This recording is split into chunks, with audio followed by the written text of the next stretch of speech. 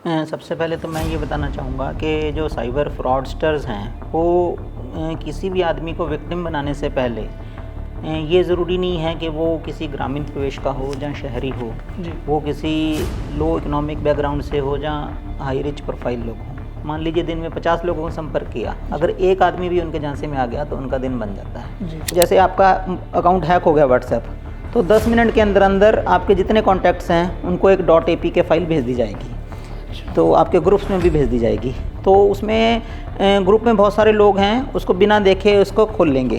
तो APK एक बार आपके मोबाइल पे इंस्टॉल हो गया तो आपका सारा फ़ोन कॉम्प्रोमाइज़ हो जाता है, पूरा फ़ोन। कि अभी रिसेंटली बालोद में एक मोटरसाइकिल से एक एक्सीडेंट हुआ था। जी। एक लड़का था और उसकी फ्रेंड उसके साथ थी, तो एक्सीडेंट होते ही वो लड़का बाइक को छोड़ के भाग गया। तो जब पुलिस वहाँ पहुँची तो उन्होंने बाइक को सशक्त ऐप से चेक किया तो वो चोरी की बाइक निकली। तो जब उस लड़की से उस लड़के का नंबर और पता मांगा गया और लड़के को ट्रेस किया गया तो बाइक चोर था वो, और उससे 4 बाइक हमने और रिकवर कर ली। एक्सीडेंट से वो 4 बाइक। मेरे फादर इन लॉ को फ़ोन आया था कुछ दिन पहले कि आपके बेटे को हमने अरेस्ट कर लिया है।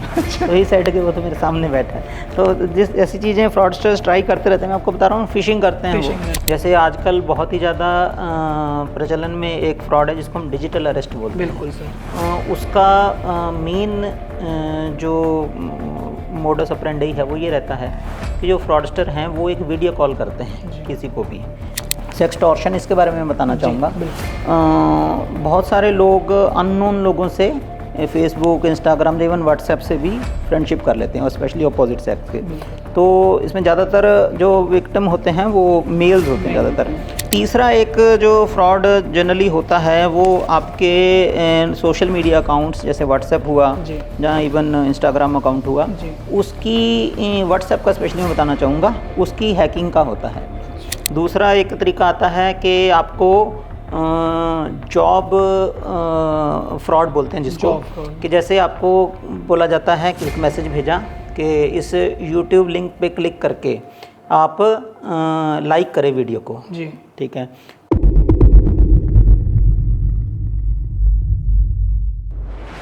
लोकसभा में पेश की एक डेटा के अनुसार भारत में 2023-24 फिस्कल ईयर में 177 करोड़ का साइबर फ्रॉड हुआ। यकीन मानिए कि ये आंकड़ा सरकारी है, असल आंकड़ा इसे कई गुना ज़्यादा होगा। जब भी साइबर फ्रॉड की बात आती है तो इस सवाल आता है कि साइबर फ्रॉड क्या है, साइबर फ्रॉड के तरीके क्या हैं, और अगर आप साइबर फ्रॉड में फंस जाते हैं तो आपको करना क्या है, और अगर आपको कोई ब्लैकमेल कर रहा है तो आपके सामने क्या ऑप्शंस बचते हैं। दुर्ग में लगातार साइबर फ्रॉड के खिलाफ एक्शन हो रहा है। हमारे Durg range IG IPS Ram Gopal Garg जो हैं वो साइबर फ्रॉड और साइबर अवेयरनेस में एक्सपर्टीज़ रखते हैं। उन्होंने 7 साल CBI में अपनी सेवाएं दी हैं। छत्तीसगढ़ के नक्सल प्रभावित एरिया में भी उन्होंने काम किया है। अब वो दुर्ग जिले में IG के तौर पर पदस्थ हैं और लगातार उनके द्वारा पहल में बनाए गए सशक्त ऐप और त्रिनयन ऐप और साइबर प्रहरी, ये ऐसे अभियान और ऐप है जो कहीं ना कहीं पुलिस को साइबर क्राइम या कोई भी क्राइम सॉल्व करने में बहुत मददगार साबित हो रही है। तो आज हम साइबर क्राइम, क्योंकि लगातार केस बढ़ रहे हैं, अभी हाल ही में आपने भिलाई से देखा होगा कि इंटरनेशनल फेक कॉल सेंटर का भी खुलासा हुआ जो US और कनाडा में बैठे हुए लोगों को बेवकूफ़ बनाते थे। तो हमने सोचा क्यों ना इस बारे में डिस्कस किया जाए। आपने साइबर अवेयरनेस पे कई वीडियो देखा होगा, पर आपको इस वीडियो में वो बातें मिलेंगी जो आपको जानना ज़रूरी है, क्योंकि जो चीज़ साइबर कॉमन चीज़ें हैं वो हमको सबका आंसर देंगे। तो आज हमारे साथ मौजूद है Durg range IG IPS Ram Gopal Garg sir. Sir आपको बहुत बहुत नमस्कार और आपका टाइम देने के लिए बहुत धन्यवाद, क्योंकि बहुत आप लोग बिजी रहते हैं। सबसे पहले मैं भिलाई टाइम्स का धन्यवाद देना चाहूँगा कि उन्होंने मुझे मौका दिया कि अपनी बात आपके फॉलोअर्स तक पहुंचा सकूं। जी। तो आपके जैसा मैंने सुना है कि 15 लाख से ज़्यादा फॉलोअर हैं, तो मुझे पूरी उम्मीद है कि आज की हमारी डिस्कशन को सुनकर एटलीस्ट वो 15 लाख लोग तो साइबर फ्रॉड से बच ही जाएंगे। Thank you. जी सर, सबसे पहले यही सवाल आता है, साइबर फ्रॉड के टाइप्स क्या हैं और साइबर फ्रॉड को अगर आप सिंपल वर्ड्स में बताना चाहें हमारे दर्शकों को, क्योंकि कई लोग सोचते हैं क्या टर्म है, जो मतलब लोग ग्रामीण क्षेत्र से आते हैं तो वो सोचते हैं कि साइबर फ्रॉड क्या ही हो जाएगा, जब पर उनके साथ होता है तो उनको समझ आता है। बेसिकली साइबर फ्रॉड अगर हम परिभाषा में देखें तो कोई भी फ्रॉड जिसमें किसी कंप्यूटर या कंप्यूटर डिवाइस यानी कि मोबाइल या लैपटॉप आदि का इस्तेमाल किया गया हो, उसको हम साइबर फ्रॉड बोलते हैं। बिल्कुल। मूलतः जो आजकल जो हमारे क्षेत्रों में साइबर फ्रॉड हो रहे हैं उनमें ज़्यादातर अपराध ऐसे हैं जिसमें कोई व्यक्ति किसी भी प्रकार से आपसे किसी तरीके की बातचीत शुरू करता है, चाहे वो मैसेज के ज़रिए हो, चाहे फ़ोन के ज़रिए हो, चाहे व्हाट्सएप कॉल के ज़रिए हो, उसके बाद वो आपके साथ किसी तरह का इंटरेक्शन करके किसी ना किसी माध्यम से आपका जो बैंक अकाउंट में पैसा है जी। वो अपने किसी ना किसी अन्य अकाउंट में ट्रांसफ़र करा लेता है, उसको हम मूलतः साइबर फ्रॉड आज की डेट में हम कहते हैं। जी सर, जो कॉमन हमने आजकल केसेस देखे हैं, जैसे ऑनलाइन अरेस्ट चल रहा है और लिंक भेज के मतलब उनका पूरा OTP बेस खाली हो जाता है, और आजकल एक्सटॉर्शन, सेक्सटॉर्शन, तो इसमें से कौन से जो मामले राइजिंग हो रहे हैं इंडिया में डे बाय डे, और स्पेशली हम बात करें छत्तीसगढ़ और हमारे रीजन की? तो सबसे पहले तो मैं ये बताना चाहूँगा कि जो साइबर फ्रॉडस्टर्स हैं वो किसी भी आदमी को विक्टिम बनाने से पहले ये ज़रूरी नहीं है कि वो किसी ग्रामीण प्रवेश का हो या शहरी हो, जी। वो किसी लो इकोनॉमिक बैकग्राउंड से हो या हाई रिच प्रोफाइल लोग हों। उनका टारगेट एक फ़िशिंग होता है कि वो किसी ना किसी माध्यम से लोगों से संपर्क करते हैं। मान लीजिए दिन में 50 लोगों को संपर्क किया, अगर एक आदमी भी उनके झांसे में आ गया तो उनका दिन बन जाता है। जी। तो कई बार हमने देखा है कि जो साइबर फ्रॉडस्टर हैं वो लगातार सीरीज़ में लोगों से कांटेक्ट करते हैं, कोई एक उनके झांसे में आ जाता है तो उस समय वो उस दिन की एक्टिविटी उनकी कंप्लीट हो जाती है।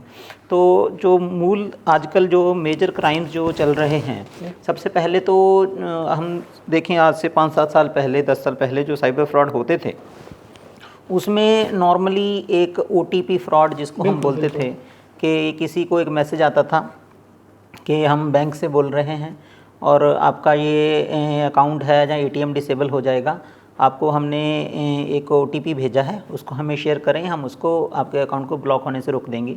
तो उस प्रकार लोग उसमें अज्ञानता के कारण या डर के कारण उनको दे देते थे। परंतु आजकल लोगों में जैसे जैसे अवेयरनेस फैलती जा रही है, OTP फ्रॉड्स जो हैं, ऑफ कोर्स अभी भी होते हैं, कुछ प्रवेश में होते हैं, लेकिन वो थोड़े कम हो गए हैं, लेकिन नए तरीके के फ्रॉड शुरू हुए हैं। जैसे आजकल बहुत ही ज़्यादा प्रचलन में एक फ्रॉड है जिसको हम डिजिटल अरेस्ट बोलते हैं। बिल्कुल सर। उसका मेन जो मोडस ऑपरेंडी है वो ये रहता है कि जो फ्रॉडस्टर हैं वो एक वीडियो कॉल करते हैं किसी को भी, हो सकता है उनका फेसबुक प्रोफाइल वगैरह देखकर किसी को उसमें लेते हों झांसे में, उनकी इकोनॉमिकल बैकग्राउंड भी स्टडी कर लेते हों। तो वो क्या करते हैं कि उसको व्यक्ति को, जैसे अभी रिसेंटली कुछ केसेस यहाँ दुर्ग में भी हुए हैं, ये लोग उनको वीडियो कॉल के माध्यम से सामने वो पुलिस की वर्दी में या किसी कस्टम्स ऑफिसर की वर्दी में या किसी कोर्ट रूम का दृश्य दिखाकर या इवन CBI, ED इन एजेंसियों के ऑफिस दिखाकर पूरा फेक सेटअप के साथ उनको कॉल करते हैं और कहते हैं कि आपने किस तरीके का क्राइम किया है। या तो वो बोलेंगे कि आपके किसी पार्सल में नार्कोटिक्स ड्रग्स मिली हैं, या बोलेंगे कि आपके अकाउंट से जो है मनी लॉन्ड्रिंग हुई है, जहाँ आपके अकाउंट से कोई और फ्रॉड हुआ है, किसी भी तरीके से करके सामने वाले व्यक्ति को उसको डराते हैं और उनको बोलते हैं कि आप हमारे सामने बैठे रहिए, हमने आपको डिजिटल अरेस्ट कर लिया है। तो वो व्यक्ति स्वाभाविक है वो घबरा जाता है। तो उसके बाद वो उसको बोलते हैं कि हम आपका केस इन्वेस्टिगेट कर रहे हैं, हमारे सीनियर आपसे कुछ क्वेश्चंस पूछेंगे।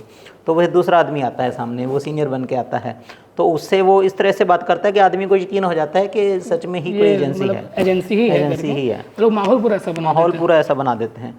तो उसके बाद क्या होता है कि वो उनको बोलते हैं कि आपके अकाउंट में इतना पैसा है जो उसको हम सिक्योरिटी डिपॉजिट रखेंगे, जज साहब के सामने आपका केस रखेंगे और अगर आप ठीक निकले तो आपका सारा पैसा हम आपके अकाउंट में ट्रांसफ़र बैक कर देंगे।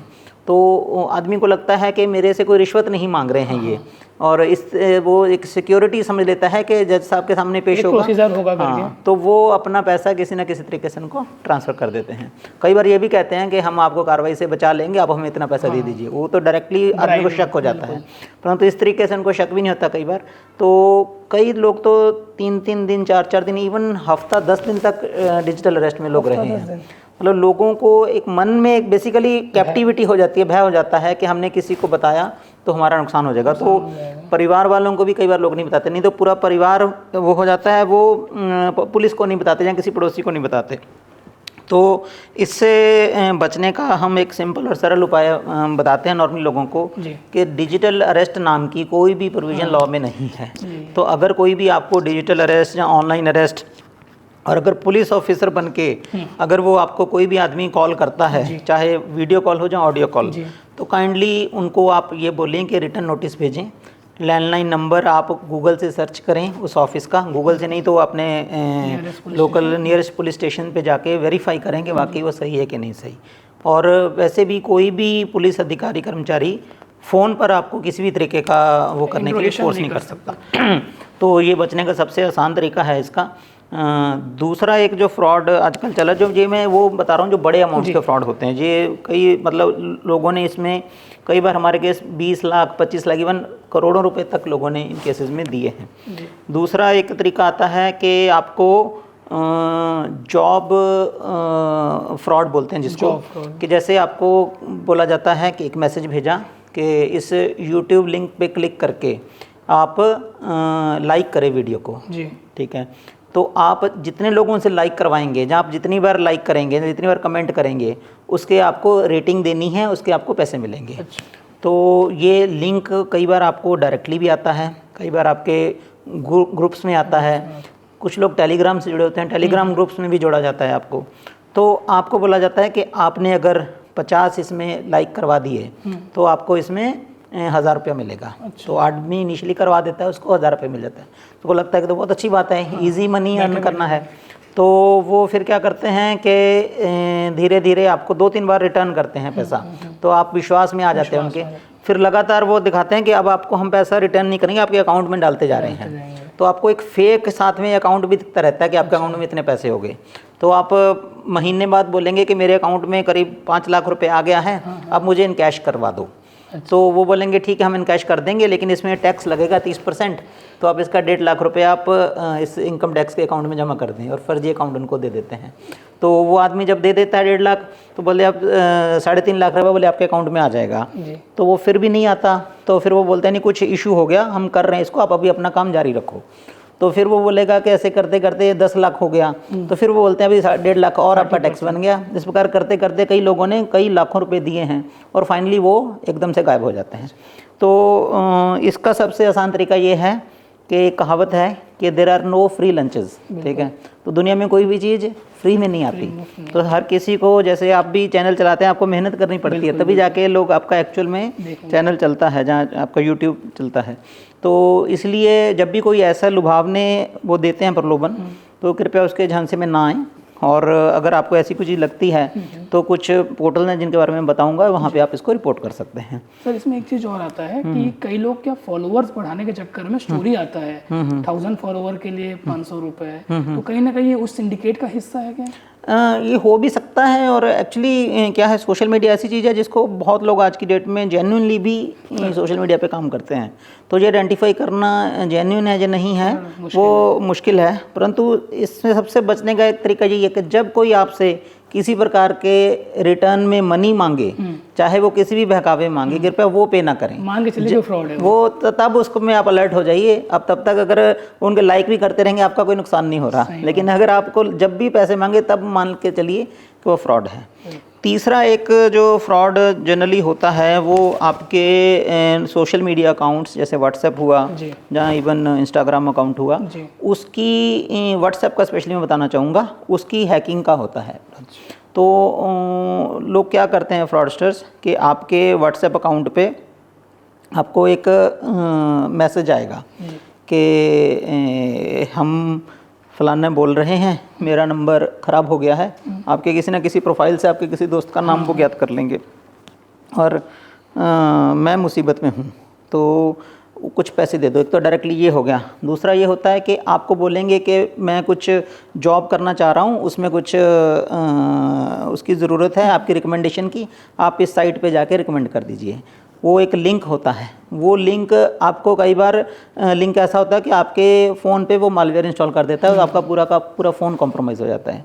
जहाँ कई बार ये होता है कि आपको बोलते हैं कि एक वेरिफिकेशन कोड आएगा, उसको दे दीजिए, और आपने जो मुझे रेटिंग दी है वो मेरे यूनिवर्सिटी में चली जाए, जहाँ भी जो बोलते हैं कि मुझे ज़रूरत है वहाँ चली जाएगी। वो वेरिफिकेशन कोड होता है कि जो आपके व्हाट्सएप का वेरिफिकेशन कोड होता है। अच्छा। तो आपके नंबर को वो अपने फ़ोन पे चला लेगा, एक्सेस कर लेगा। वो चाहे 10 मिनट के लिए किया हो, 10 मिनट में वो आपके सारे कॉन्टैक्ट्स कॉपी कर लेगा, ठीक है, पूरा कॉपी कर लेगा। और उसके बाद आप चाहे अपना अकाउंट रिट्रीव कर लो, परंतु वो अपने नए नंबर से आपके जितने भी कॉन्टैक्ट्स हैं उनको कोई ना कोई मैसेज भेजेगा कि मेरा नंबर गुम हो गया, मैं इस नंबर से बोल रहा हूँ, लिख रहा हूँ मैसेज, और मुझे इतने पैसे की जरूरत है। उसने अगर 100 लोगों को मैसेज भेजा, अगर 10 लोगों ने 5 लोगों ने भी पैसे दे दिए तो उसका काम बन गया। फिर इसी में एक वो चलता है कि बहुत इसको रिसेंटली यूपी पुलिस ने और वेस्ट बंगाल पुलिस ने इसमें काम किया था कि एप्लीकेशंस होती है, मोबाइल एप्लीकेशंस, उसमें .apk जिसको हम बोलते हैं, .apk वो ऐप्स को, जैसे आपका अकाउंट हैक हो गया व्हाट्सएप, तो 10 मिनट के अंदर अंदर आपके जितने कॉन्टैक्ट्स हैं उनको एक .apk फाइल भेज दी जाएगी। तो आपके ग्रुप्स में भी भेज दी जाएगी। तो उसमें ग्रुप में बहुत सारे लोग हैं, उसको बिना देखे उसको खोल लेंगे।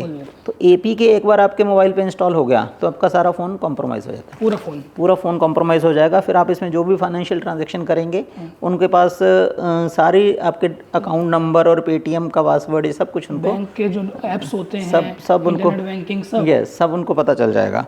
तो इससे बचने का एक सबसे पहले तो ये है कि अननोन नंबर्स जितने भी हैं उनसे आप कोई भी स्पेशली फ़ोटो, वीडियो या APK फाइल, ऐसी चीज़ों को तब तक उसको डाउनलोड ना करें या इंस्टॉल ना करें जब तक कि आप कंफर्म ना हो किससे है। और दूसरा ये है कि फ़ोन को सेटिंग्स, फ़ोन की व्हाट्सएप की सेटिंग्स हों, चाहे इंस्टाग्राम की, फेसबुक की सेटिंग्स हों, आपकी प्राइवेसी सेटिंग्स सही रखें। जैसे व्हाट्सएप पे रहता है कि आप अननोन नंबर से कॉल्स ना उठाएं। अभी मैं सेक्सटॉर्शन के बारे में भी बताऊंगा। तो इस प्रकार से टू फैक्टर ऑथेंटिकेशन जरूर रखें, वो बिल्कुल बहुत ज़रूरी है। उससे क्या है कि आपका फ़ोन जो है व्हाट्सएप एटलीस्ट वो हैक नहीं होगा, क्योंकि आपके पास 2 फैक्टर ऑथेंटिकेशन कोड जब आपसे मांगेगा वो आपके मोबाइल से ही भरा जाएगा वो, ठीक है, दूसरे मोबाइल से वो नहीं भरा जा सकता। तो इसलिए वो आपका काफ़ी ज़रूरी रहता है, उसको आप कर सकते हैं। और इसके बारे में बहुत सारा मटेरियल भारत सरकार की वेबसाइट्स पे, उनके चैनल्स पे भी रहता है। एक लास्ट जो बहुत महत्वपूर्ण है, सेक्सटॉर्शन, इसके बारे में मैं बताना चाहूँगा। बहुत सारे लोग अननोन लोगों से फेसबुक, इंस्टाग्राम, इवन व्हाट्सएप से भी फ्रेंडशिप कर लेते हैं, और स्पेशली अपोजिट सेक्स के। तो इसमें ज़्यादातर जो विक्टिम होते हैं वो मेल्स होते हैं ज़्यादातर। तो वो शुरू में तो दोस्ती हो जाती है और बाद में फिर उसमें वीडियो कॉल में कन्वर्ट हो जाता है। वीडियो कॉल में करते हुए फिर किसी ना किसी कॉम्प्रोमाइजिंग पोजीशन पे उसकी वीडियो रिकॉर्ड की जाती है और फिर उनको ब्लैकमेल किया जाता है। तो वो ब्लैकमेल होने के कारण वो आदमी शर्म के मारे किसी को नहीं बताता और अपनी जितनी जमा पूंजी होती है उसको देता जाता है, और कई महीनों तक वो ब्लैकमेल होते रहते हैं। कई केसेस में तो हमने देखा है कि वो सुसाइड तक कर लेते हैं लोग। तो इससे बचने का सबसे पहला तरीका तो यही है कि किसी से भी आप फ्रेंडशिप करें, जब वो करें, कृपया अनजान लोगों से बचकर रहें, स्पेशली सोशल मीडिया पर। और दूसरा, किसी भी अननोन नंबर से, कई बार तो अननोन नंबर से व्हाट्सएप कॉल आई, सडनली आपको पता भी नहीं है दूसरी साइड कौन है, वो उसका फ़ोन उठा लेते हैं, आप दूसरी साइड से समवन इज़ नेक्ड, तो आदमी बिना कपड़ों के, कोई महिला भी या कोई भी आदमी खड़ा है, तो वो उसी की स्क्रीन वीडियो रिकॉर्ड कर लेंगे। और आप, बहुत लोग इसी चीज़ से डर जाते हैं कि मेरी ये वीडियो कहीं वायरल ना हो जाए, पर समाज नहीं समझेगा इसको, उसको डर रहेगा। तो इसमें भी फंसते हैं। तो अननोन नंबर से वीडियो कॉल्स कृपया ना उठाएं, और मोबाइल को अपने एक बार ज़रूर दिन में स्विच ऑफ करके ऑन ज़रूर कर लें। क्योंकि आपके अगर कोई मालवेयर इंस्टॉल्ड है, इमीडिएटली जो है वो एटलीस्ट वो रन होने की पोजीशन में नहीं रहेगा दोबारा। और गूगल की सेटिंग्स, प्ले स्टोर की, आईफोन में जो आई स्टोर की सेटिंग्स हैं उसमें ज़रूर प्ले सेफ रखें उसको, ताकि जो समय समय पर आपके मोबाइल पे कौन कौन सी ऐप्स इंस्टॉल्ड हैं उसको आप लोग वो करते रहें चेक, कि कोई भी अगर एक्स्ट्रा एप्लीकेशन है जो कि आपने इंस्टॉल नहीं करी, वो हाइड हुई रहती है, तो वो आपके सामने आ जाएगी, उसको आप अनइंस्टॉल कर सकते हैं। इसमें आजकल सर एक और ऑप्शन आता है, एंड्रॉइड में भी आजकल आ रहे हैं, ask app to not track. तो ये कहाँ तक मतलब? नहीं, देखिए, आप जब भी कोई ऐप इंस्टॉल करते हैं तो उसमें बहुत सारी चीज़ों की वो परमिशंस मांगता है। अब ये कहना बहुत मुश्किल है कि कौन सी ऐप आपको इंस्टॉल करनी है, कौन सी नहीं। उसके लिए आप डेफिनेटली थोड़ा सा रिसर्च जरूर कर लें, जहाँ सिर्फ नोन सोर्सेज से जो आपको रिकमेंड की जाती है उसी को करें। और उसमें परमिशन देते समय अगर कोई ऐसी परमिशन वो मांग रहा है जो नहीं मांगनी चाहिए, जैसे कि आपके फ़ोन से SMS भेजने की परमिशन वो मांगे अगर, तो कोई भी ऐप को नहीं ज़रूरत होनी चाहिए SMS भेजने की। SMS रिसीव करने की हो सकता है, लेकिन SMS भेजने की नहीं हो सकती। तो इस तरह की आप जो संदिग्ध लगें तो उसको आप अवॉइड कर सकते हैं। तो ये सिंपल तरीके हैं, और भी बहुत तरीके के फ्रॉड्स हैं। हम एक दुर्ग पुलिस का एक साइबर प्रहरी अभियान चलाते हैं, हमारा एक साइबर प्रहरी चैनल भी है और इंस्टाग्राम अकाउंट्स भी है। उसमें हम डेली नए नए मैसेजेस, वीडियोस भेजते हैं। एक भारत सरकार का साइबर दोस्त करके है, उसमें भी डेली वीडियोस और मैसेजेस भेजे जाते हैं, जिसमें कि किस तरीके से फ्रॉड होते हैं और हमें क्या क्या सावधानियां बरतनी हैं, इसके बारे में हम लगातार बताते रहते हैं। तो हमारे आपके दर्शकों से मैं रिक्वेस्ट करूंगा कि आप हमारे मैंने साइबर लिंक प्रहरी description में इसका डाल देंगे। लिंक दे देंगे तो उसको लोग फॉलो कर लेंगे। और कोई भी अगर आप बाई चांस फिर भी अगर किसी फ्रॉड में फंस जाते हैं तो एक 1930 एक हेल्पलाइन नंबर है, नेशनल हेल्पलाइन है, जिसमें कि आप जितनी जल्दी हो सके उसमें रिपोर्ट कर दें और उसमें जो जो डिटेल्स चाहिए काइंडली उसको नोट डाउन करके करें, क्योंकि अगर आधी दूरी डिटेल्स नोट डाउन करेंगे और उसके बाद आपका जो पैसा गया है अकाउंट से उसके रुकने के चांसेस फिर कम हो जाते हैं। जितना डिले होगा और जितनी गलत इन्फॉर्मेशन कम होगी उससे उतने चांसेस कम हो जाएंगे। तो हमारा यही प्रयास रहता है कि जल्दी से जल्दी कर सकें। और बाकी हमारे जो साइबर थाना है, जहाँ हमारे पुलिस स्टेशन हैं, उस पर भी हम लोगों ने टीमें लगा रखी हैं कि जो आपकी प्रॉब्लम्स हैं उसको रिड्रेस करने के लिए।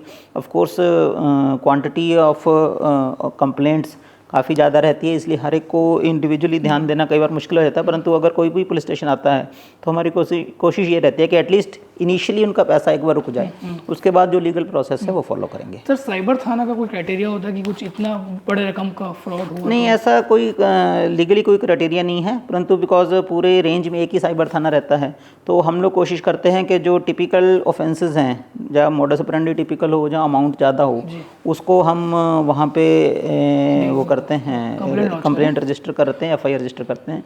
बाकी भारत सरकार का जो MHA का पोर्टल है cybercrime.gov.in, इस पे जाके भी आप रिपोर्ट कर सकते हैं। और हमारे लिए वो पोर्टल बहुत ज़्यादा लाभकारी साबित इसलिए होता है कि जितने भी इंडिया में साइबर क्राइम्स होते हैं वो सब की उसमें एंट्री रहती है और उसकी मैपिंग करके हम लोग बहुत सारे एक्यूज तक पहुंच पाते हैं। अगर मान लीजिए कोई ऑफेंस आंध्र प्रदेश में हुआ, कोई ऑफेंस कर्नाटका में हुआ, कोई पंजाब में हुआ और एक ही नंबर से तीनों जगह ऑफेंस हुआ है, तो वो उसमें मैपिंग करके दिखा देता है कि एक ही फ्रॉड से हो सकता है कहीं वो पकड़ा गया हो वो नंबर जो हाँ, तो उसको उसमें हमें सुविधा होती है। परंतु बिकॉज ये पैन इंडिया नेटवर्क इनके चलते हैं और अब तो इंटरनेशनल भी चलते हैं, बिल्कुल, तो इसलिए थोड़ी इश्यूज आते हैं। परंतु भारत सरकार और छत्तीसगढ़ सरकार, हम लोग इसमें पुलिस विभाग इसमें पूरी शिद्दत से काम कर रहे हैं और जितना हो सके हम इसको अवॉइड करने की प्रिवेंट करने की कोशिश करते हैं। सर कोई उम्मीद रहती है कि अगर किसी कुछ फ्रॉड हो गया है, कुछ पैसे उनके अकाउंट से चले गए हैं, तो उम्मीद रहती है कि उनके पास वापस आ पाए वो? नहीं, बिल्कुल, बहुत सारे केसेस में हम लोग वापस भी करवाते हैं, बट इसमें शर्त यही है कि जितना जल्दी हमारे पास कंप्लेंट आएगी, क्योंकि एक बार किसी के अकाउंट में पैसा गया तो फिर उसने अगर कहीं और उसको ATM से निकाल लिया या किसी और अकाउंट में ट्रांसफ़र कर दिया, फिर उससे किसी और अकाउंट में ट्रांसफ़र कर दिया, तो इतनी जल्दी प्रोसेस हो जाता है कि फाइनली फिर वो रोकना मुश्किल हो जाता है। इसमें मैं एक और बात कहना चाहूँगा, इसमें म्यूल अकाउंट्स का यूज़ होता है, जो ऑनलाइन सट्टे के पैसे को खपाने के लिए भी इस्तेमाल। यस, म्यूल अकाउंट्स बेसिकली एक अकाउंट है, किसी ने भी अगर बैंक अकाउंट खुलवाया, वो account normally it is expected कि वो आदमी अपने यूज़ के लिए करेगा, परंतु बहुत लोग उसको दूसरों को जहाँ तो रेंट पे दे देते हैं, जहाँ बेच देते हैं। इसका क्या मतलब हुआ कि वो उनको ATM कार्ड दे दिया और अपना जो अपना इंटरनेट बैंकिंग का यूज़र ID पासवर्ड दे दिया और मोबाइल नंबर उस आदमी का उसमें रजिस्टर करा दिया, तो वर्चुअली जो ओरिजिनल ओनर है उसके पास कुछ नहीं रहा अभी, बस उसका नाम है, उसमें नाम है उसने। और डेफिनेटली वो पहले तो कुछ लोग ऐसे दोस्ती यारी में दे देते थे, परंतु अब तो हमने ये देखा है कि एक्चुअली लोगों ने प्रोफेशन बना लिया है। कमीशन उनको कमीशन मिलता है कि 1% आपके पास आएगा, बाकी का हमारे पास रहेगा, तो इस तरीके की चीज़ें करती हैं। तो हमने म्यूल अकाउंट्स को लेके बहुत लोगों पे कार्रवाई की है, यहाँ दुर्ग और भिलाई में, बॉम्बे और मेरे ख्याल से लखनऊ से भी पकड़ के। यस। तो उससे क्या है कि म्यूल अकाउंट्स जो लोगों को हम ये आगाह करना चाहेंगे कि अपना बैंक अकाउंट केवल खुद ही यूज़ करें, उसका ATM किसी को ना दें, क्योंकि अगर उससे कोई अपराध होता है तो कहीं ना कहीं से आपकी भी इसमें भागीदारी रहेगी, तो लीगल प्रोसेस में आप भी फंस सकते हैं इसमें। बिल्कुल सर, एक चीज़ और कि अभी जैसे भिलाई में एक रेड हुआ दुर्ग पुलिस के द्वारा, जहाँ पर एक घर के अंदर फेक कॉल सेंटर चल रहा था और उसमें टारगेट में थे USA और कनाडा में बैठे लोग।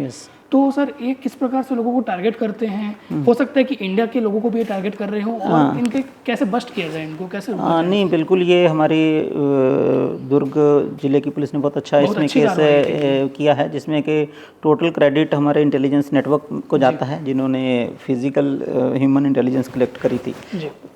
तो इसमें बेसिकली उनका मोडस ऑपरेंडी ये था कि जो कुछ इनके अभी जो कुछ लोग अभी इसमें ट्रेस नहीं हुए हैं, जिनको पकड़ना बाकी है, उन लोगों के माध्यम से जो US के सिटीजन्स हैं और कनाडा के सिटीजन्स हैं, उनको बेसिकली ये लोग गूगल के माध्यम से और अन्य उसके माध्यम से उनको ये उनके लैपटॉप्स में बग्स डालते थे और फिर बग को रिमूव करने के लिए उनको ये कस्टमर सर्विस प्रोवाइड करते थे। अच्छा, खुद ही बग डालते थे और खुद ही रिमूव करते थे और उनसे रायता भी खुद फैलाते थे, साफ भी खुद करेंगे, उस एवज में और पैसे उसके एवज में पैसा लेते थे और वो सारा पैसा क्रिप्टो करेंसी के माध्यम से अच्छा, ये लोग लेते थे उनसे। तो इसमें अभी इन्वेस्टिगेशन चल रही है, बहुत सारी इन्फॉर्मेशन अभी मैं रिवील नहीं कर पाऊंगा, बिल्कुल बिल्कुल सर। परंतु ये ऐसा नेटवर्क था जो कि पहली बार मेरे ख्याल से हुआ ऐसी कार्रवाई? छत्तीसगढ़ में हुआ है। हालांकि इससे पहले मैं जब सीबीआई में था तो हमने एक दो केसेस ऐसे मुंबई में और दिल्ली में किए थे। तो मुझे उम्मीद है कि ऐसे नेटवर्क से जो है यूएस के जो सिटीजन्स हैं वो भी अलर्ट रहेंगे और हमारे देश के सिटीजन्स को भी इसमें। हालांकि मैं ये कहना चाहूँगा कि जो काफ़ी ऐसी चीज़ें थी जो नॉर्मली इंडियंस उस ट्रैप में नहीं फंसते हैं। हाँ, कि जैसे लैपटॉप अगर आपका स्लो स्पीड पे चल रहा है तो आप खुद ही उसको शट डाउन करके ऑन कर लेते हो, 2 बार ऑन ऑफ कर लूँगा तो उससे आपका बग ऐसे रिमूव हो जाता है कई बार। मैं बता दूं कि सर सीबीआई में जब रहे हैं तो ऐसे कई बड़े केसेस जो हैं जिसमें सर ने साइबर तरीके से बहुत सारे काम किए हैं, चाहे वो चार्जशीट पेश करने की हो। तो सर वो एक्सपीरियंस आप जो सेंट्रल लेवल का है, यहाँ पे पहले आप दुर्ग एसएसपी के तौर पे काम करते हैं, दुर्ग को पूरा समझ लिए, फिर आप आईजी के तौर पे काम कर रहे हैं, 3 जिले आपके अंदर है, चंबाग अभी छोटा है थोड़ा, तो किस प्रकार से आपको चैलेंजेस लग रहे हैं? और आपने 2 ऐप तो बना दिए हैं, त्रिनयन ऐप और सशक्त ऐप, थोड़ा उन दोनों ऐप के बारे में बता देंगे शॉर्ट में, और कुछ आने वाला कुछ होगा जो अगर से आपका मतलब प्राइवेसी रिवील ना हो तो? नहीं बिल्कुल, मैं जब सीबीआई से वापस आया था तो मैं राजनांदगांव और अंबिकापुर भी रहा हूँ जी। तो वहाँ पे मुझे एक बात थोड़ी सी लगती थी कि हमारे जो मोटरसाइकिल चोरी है, जो 2 व्हीलर की चोरी, उसमें बहुत ज़्यादा सक्सेस हमें नहीं मिल पाती थी।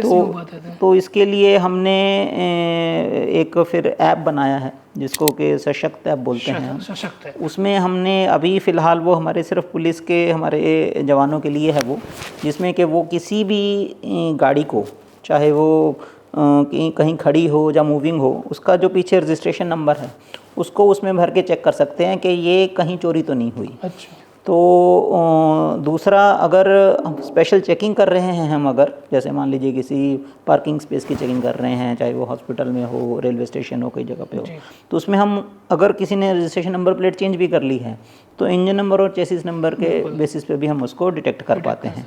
तो ऐसे ही पिछले करीब 3 महीने में हम 50 से ज़्यादा गाड़ियाँ रिकवर कर चुके हैं। तो अभी इसका पूरे स्टेट लेवल पे हम प्रयास कर रहे हैं कि इम्प्लीमेंट हो जाए, ताकि गाड़ी कहीं की भी चोरी हो तो दूसरी जगह मिलने के चांसेस रहते हैं। लोग क्या होते हैं, एक राज्य से दूसरे राज्य स्टेट में, यस, मतलब डिस्ट्रिक्ट वाइज होता है। और अभी हमारे डेटाबेसेस जो हैं वो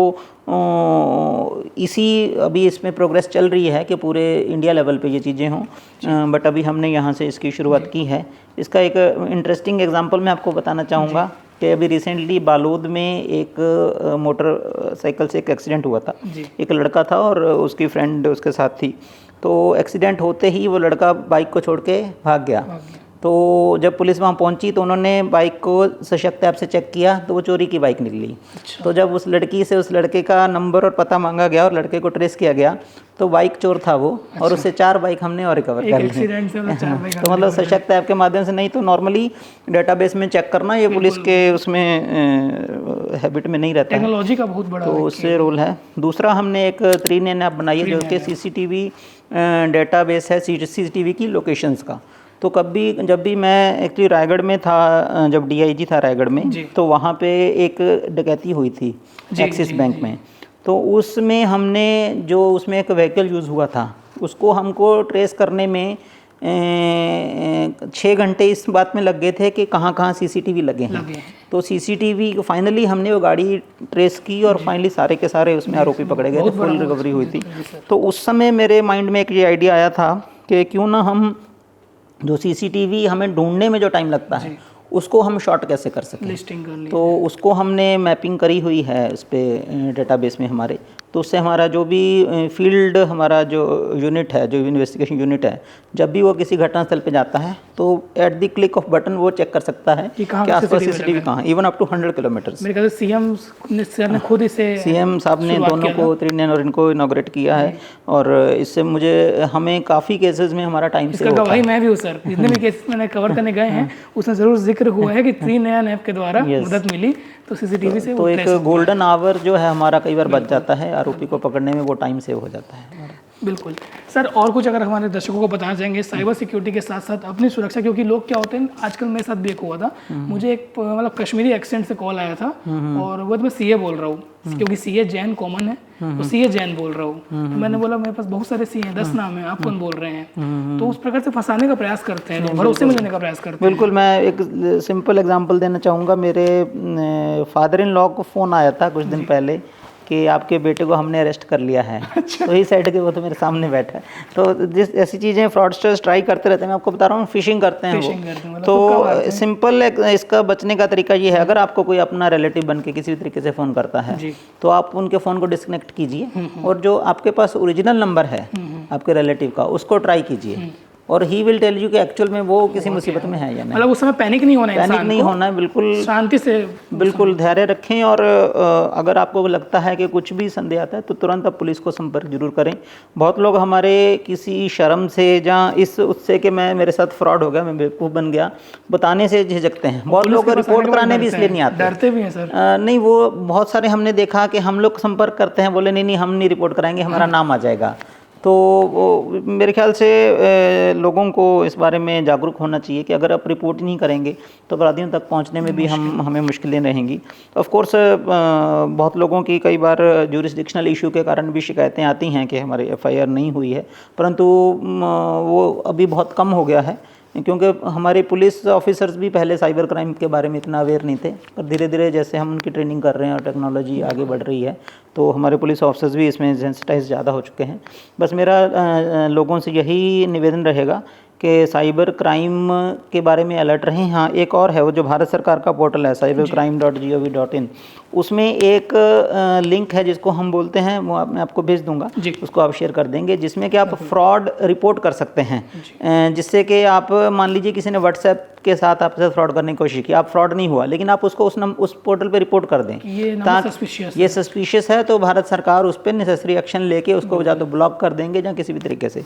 उसी प्रकार एक संचार साथी करके डिपार्टमेंट ऑफ टेलीकम्युनिकेशन की एप्लीकेशन है, मोबाइल एप्लीकेशन है, जिसको कि आप यूज़ करके अगर आपका मोबाइल खो जाता है कहीं तो उसकी आप रिपोर्टिंग कर सकते हैं वहाँ पे, तो वो मोबाइल कहीं नहीं चलेगा, और अगर कहीं चलेगा तो तुरंत उसकी पुलिस को सूचना आ जाएगी, तो उसको हम ट्रेस करने में हमें हेल्प होती है। उसी प्रकार अगर आपके मोबाइल नंबर पे जो आपने आईडी दिया है उस पे कितने सिम और इशू हुए हैं, एक व्यक्ति को एक सर्विस प्रोवाइडर 9 सिम से ज़्यादा इशू नहीं कर सकता। तो बहुत लोगों को कई बार पता भी नहीं रहता उनके नाम से कोई और सिम इशू हो रखा है। कई बार सिम बेचने वाले इन चीज़ों के में गलती करते हैं और हम उन पे कार्रवाई भी करते हैं।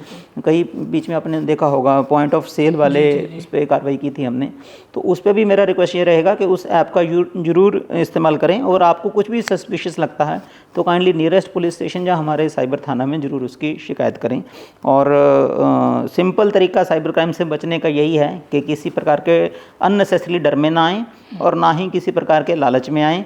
आप बाय एंड लार्ज आप साइबर क्राइम से सेफ रहें। बिल्कुल सर, एक लास्ट चीज़ ख़त्म करते हैं। आजकल जो बोलते हैं साइबर वॉर का दौर है, जब पहलगाम अटैक हुआ उसके बाद जब उन्होंने रिटेलिएशन किया तो करीबन 15 लाख साइबर वॉर हुआ, जिसमें से 150 ही सक्सेस हो पाए, ऐसा एक डाटा है। और हमने कल को देखा कि दुर्ग यूनिवर्सिटी का भी वेबसाइट हॉक्स करके एक ग्रुप है, उसको ज़रा हैक कर लिया गया और पाकिस्तान का उसमें एजेंडा चलाया गया। तो सर ये सब चीज़ से बचने के लिए हमें किस कदम बढ़ना चाहिए? नहीं, बिल्कुल, ये जो भी इंस्टीट्यूशंस हैं, मेन ऑर्गेनाइजेशंस हैं, चाहे वो एजुकेशन इंस्टीट्यूशंस हों, चाहे वो बैंकिंग इंस्टीट्यूशन हों, गवर्नमेंट साइट्स हों, तो समय समय पर हमारी भारत सरकार की एक एजेंसी है CERT-in जिसको बोलते हैं, computer emergency response team in India, तो उनके द्वारा समय समय पर एडवाइजरीज जारी की जाती हैं कि किस तरह से आपको साइबर सेफ्टी रखनी है। और ये तो ऑर्गेनाइजेशन लेवल पे तो डेफिनेटली ऑल ऑर्गेनाइजेशंस करती हैं, स्पेशली सेंसिटिव ऑर्गेनाइजेशंस, परंतु इंडिविजुअल लेवल पे भी जो हम लोग हैं, हमें एटलीस्ट अपने जो बेसिक डाटा है, चाहे वो पासवर्ड हो, चाहे वो प्राइवेसी सेटिंग्स हो, वो इस तरीके से स्ट्रॉन्ग रखने चाहिए कि अननेसेसरी उसको कोई हैक ना कर पाए। और मोबाइल में भी बैंकिंग, जैसे हम लैपटॉप पे अगर कुछ बैंकिंग एक्सेस कर रहे हैं तो डेफिनेटली पब्लिक जगहों पे बिल्कुल नहीं करना चाहिए।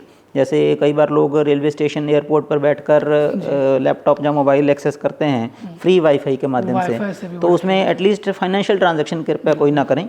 और अपनी जो प्राइवेसी सेटिंग है वो सही रखेंगे तो उसमें बहुत ज़्यादा इशू फिर कई नहीं लोग आएगा। पासवर्ड बदलने के लिए भी आलस करते हैं क्योंकि वो कैसे Yes. मांगता है, तो उसमें Yes. कितना जरूरी सर नहीं टाइम में बिल्कुल, बदलना? पासवर्ड आपको समय समय पर बदलते रहना चाहिए, स्पेशली आपकी जो Banking. फाइनेंशियल जो अकाउंट्स हैं, और आजकल तो सारे accounts almost every 3 months they force you to change the password.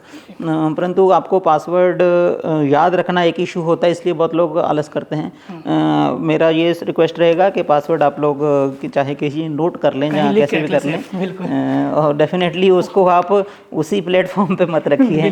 तो वो उसके लिए ये कर सकता है। सर कुछ नया और आपके हिसाब से इनिशिएटिव आ रहे हैं, कुछ ऐप हो गया, कुछ पहल हो गया? अभी तो इन्हीं को हम कंसोलिडेट कर रहे हैं। हम लोग कोशिश कर रहे हैं कि सशक्त ऐप आम पब्लिक के लिए ओपन कर सकें, ताकि जितने भी हमारी जनता है सब हमारे लिए पुलिस ऑफिसर्स का काम करें। कोई भी अगर संदिग्ध वाहन है वो खुद चेक करके हमें बता देंगे ये चोरी का है, तो हर गली मोहल्ले में एक तरह से हमारे पुलिस वॉरियर्स हो जाएंगे। तो हमारी ये कोशिश है कि इसको जल्दी ही हम करेंगे, ताकि एक्सपेरिमेंटल बेसिस पे पब्लिक हमारा साथ दे। ठीक, thank you so much sir. ये थे हमारे साथ Durg range IG IPS Ramgopal Garg, जिन्होंने बताया कि साइबर क्राइम से बचने का तरीका क्या क्या हो सकता है। साइबर क्राइम से अगर आपको बचना है तो सबसे पहले आपको जागरूक और जिम्मेदार नागरिक बनना पड़ेगा। कहीं ना कहीं IPS रामगोपाल गर्ग ने अपने पास्ट एक्सपीरियंस को लेकर कुछ इनिशिएटिव किया, जो आज पूरे छत्तीसगढ़ पुलिस को बहुत हेल्प कर रहा है। ये वीडियो को कैसा लगा हमें कॉमेंट सेक्शन में बताइएगा, और अगली बार के लिए भी क्वेश्चन छोड़ के जाइएगा, और ये उनसे जरूर शेयर करिएगा जो साइबर फ्रॉड के शिकार होते हैं, या आप अपने रिलेटिव फ्रेंड को साइबर फ्रॉड से बचाना चाहते हैं। धन्यवाद।